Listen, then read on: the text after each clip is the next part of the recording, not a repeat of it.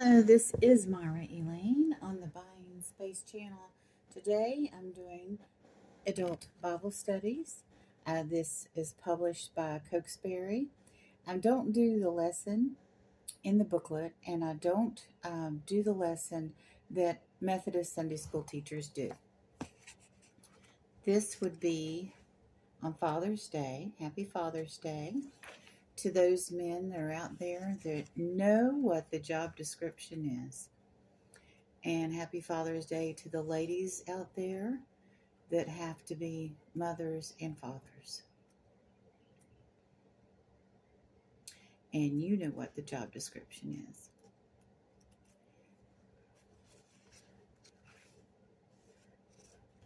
So the purpose statement for this week is to embrace God's vision of work for humanity. And the focal passage is Genesis 1:26-31, 2, 4-8, and 15-20. And the background text is Genesis 1-2. So this lesson takes us back to the very beginnings of our relationship with God and what our purpose is. What I do is I read one of the supplemental readings, excuse me, and discuss it. Pollen counts high today.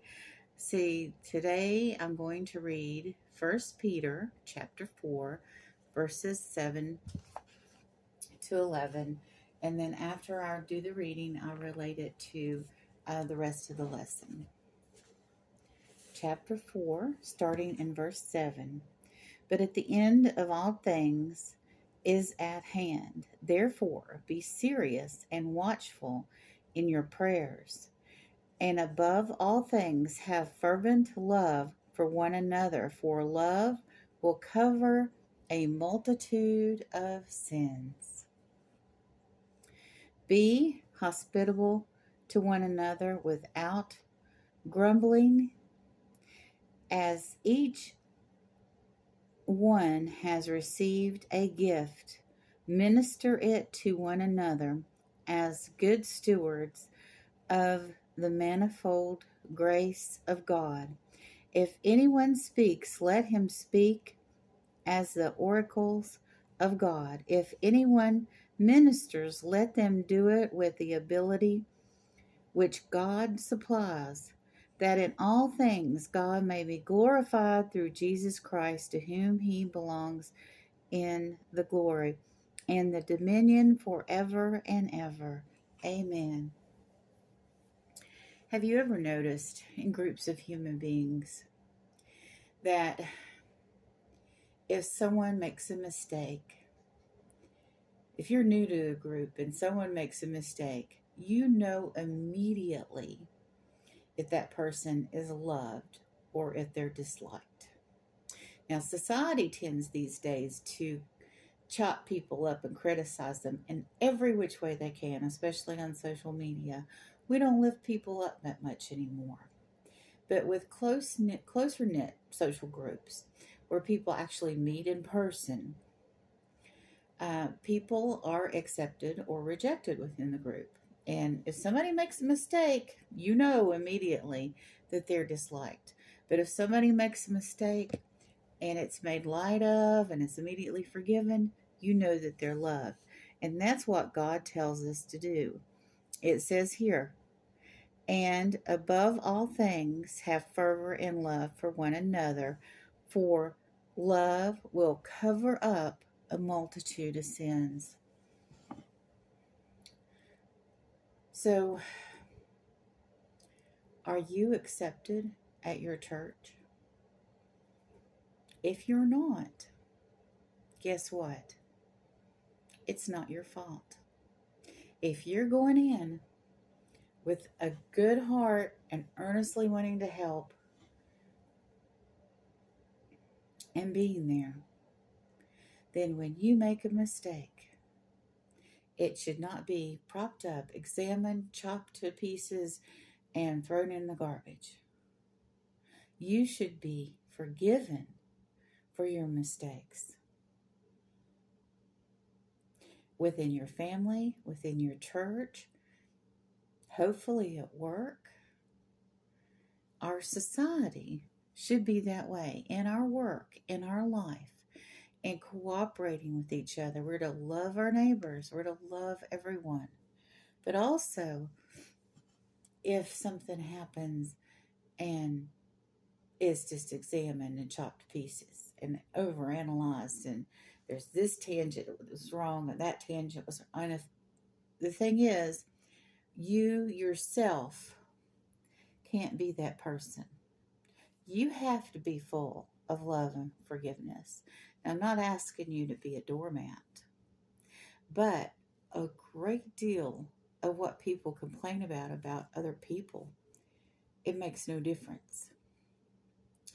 Um, if I order this soap dispenser and I open it up and it ends up not working, I'm sure it does. It's from a quality reseller. But if it doesn't, I have a right to say something. But it's the way that I say it. If I say, you know, I know this isn't your fault. You bought this from another person and maybe you didn't have time to test it, but it doesn't work. Another thing with something like this, if you test it, you get it dirty and it's no longer, quote unquote, new. So sometimes a lot of times it's situations, it's not people. But when you explain these situations to people, it gets complicated.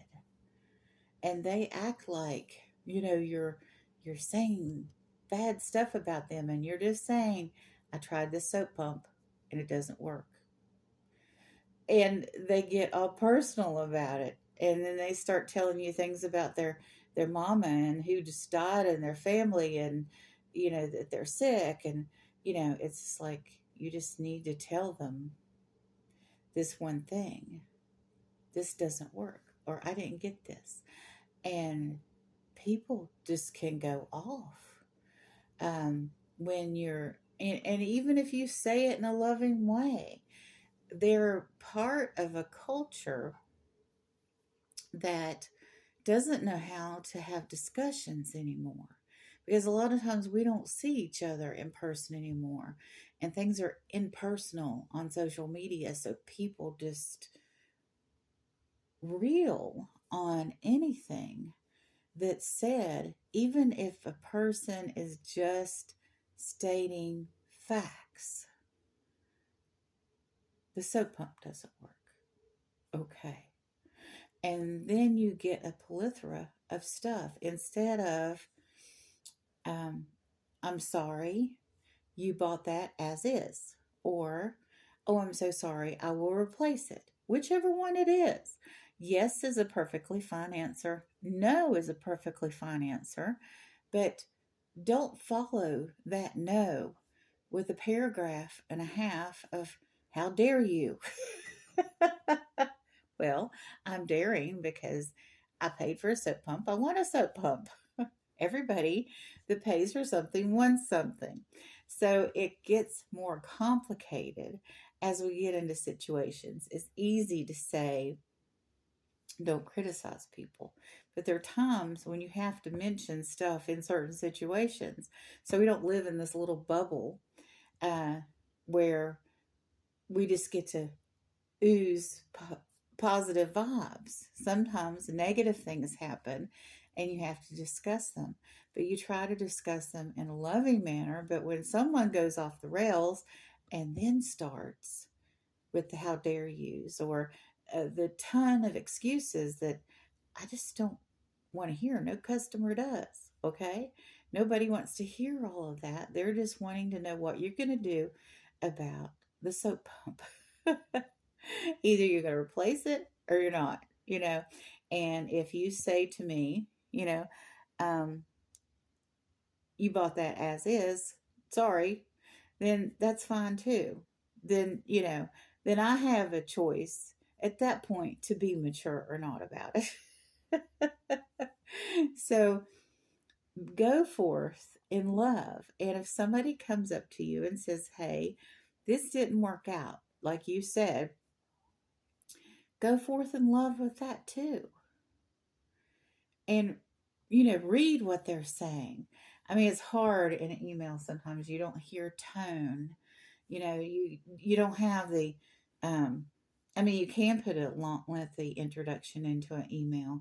I usually do that in the first email, but when it's down to the 10th email, I'm just telling you, I'm just responding to the details. And if it's gotten down to the 10th email, things aren't right. Something has gone wrong. But, and it happens. And you just go forth in love as much as you can. Um, I was talking to one person the other day about something that happened, and their friend emailed me and told me about myself too. So I just told her friend, I said, I got everything I was supposed to get from you, and things are good between us. Thank you so much for checking, you know, but I could have said, "Oh, you two are talking about me," which obviously they were. I could have gotten miffed about that, but I didn't respond in that way. I just told her, one, I got everything from you. Two, we're good with each other. Three, have a wonderful day. And went on with it because I didn't want to start some kind of odd conversation with her because obviously the first person was upset enough that she's going around saying stuff to other people. Well, the best thing I can do to make all of that go away is not mention it. Even though I'm talking about it with this Bible lesson, I'm not saying names and I'm just describing situations. And sometimes people need to do that for other people to understand, well, how do I handle this situation? All I did was say, what you sent me doesn't work, or you missed a few items here, or it's been 2 months since I ordered this. Why haven't I gotten it? Why did I get this other stuff first? I mean, when you pay for stuff, you expect to receive it. So if you're in that kind of business, and customers come and say to you this and that, as long as they're not using capital letters or yelling at you on the message or messenger or whatever, however you're communicating, or verbally, if they're not using profanity and they're not raising their voice, they're being polite in their communication with you. You might not like what they're saying because you don't want anything returned. You don't want to have to make a refund. You're in business for a reason, but they're buying from you for a reason too. So it's a two-way street. And if something goes wrong, it has to be discussed. But we need to discuss those things and everything else in life in a reasonable manner, not yelling, not using profanity, just kind of stating the facts of what happened. And then hopefully the other person will not have that knee jerk reaction where they, you know, go off into all these tangents and giving excuses and this and that. You're better off just dealing with whatever the issue is in love and kindness and retaliating with no profanity, no capital letters, no gossip to everyone that's within your earshot. All of those things are rude.